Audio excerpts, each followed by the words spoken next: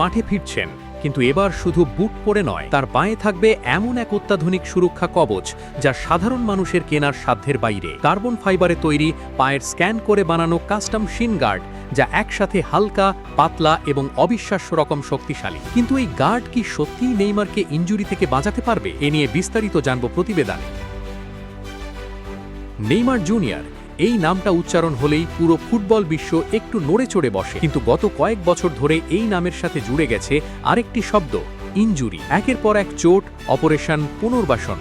নেইমারের কেরিয়ার যেন একটা দীর্ঘ লড়াইয়ে পরিণত হয়েছে, কিন্তু এবার ব্রাজিল বিশ্বকাপের আগে তাকে পুরোপুরি ফিট রাখতে নেওয়া হচ্ছে এক অভূতপূর্ণ প্রযুক্তিগত সিদ্ধান্ত। বিশ্বখ্যাত স্পোর্টস ইকুইপমেন্ট প্রস্তুতকারী প্রতিষ্ঠান রফিক স্পোর্টস নেইমারের জন্য তৈরি করছে সম্পূর্ণ customised carbon fibre shin guard. সাধারণ শিন গার্ড যেভাবে বাজারে পাওয়া যায় সেটার সাথে এর তুলনাই চলে না। প্রথমত, নেইমারের পায়ের 3D স্ক্যান করা হয়েছে এবং সেই নিখুঁত মাপ অনুযায়ী তৈরি হচ্ছে গার্ডটি। এটা শুধু সুরক্ষার সরঞ্জাম নয়, এটা একটা প্রিসিশন ইঞ্জিনিয়ারিংয়ের নমুনা।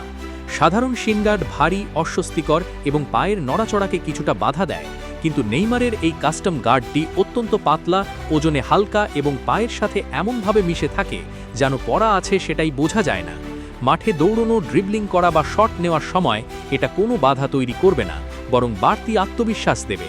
শুধু নেইমার নন, এই ধরনের প্রিমিয়াম শিন গার্ড ব্যবহার করতেন জ্যাক গ্রিলিশ ও টনি ক্রুসের মতো বিশ্বমানের তারকারাও। 1000 টাকার সাধারণ শিন গার্ডের সাথে এই কাস্টম গার্ডের দামের পার্থক্য বহুগুণ।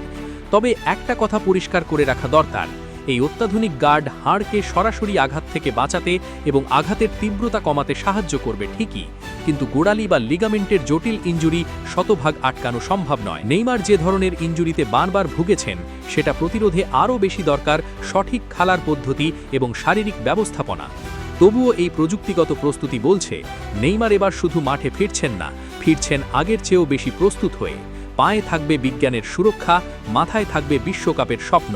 পুরো ফুটবল বিশ্ব এখন অপেক্ষায়, কখন আবার মাঠে সেই জাদুকরী ড্রিবলিং দেখা যাবে।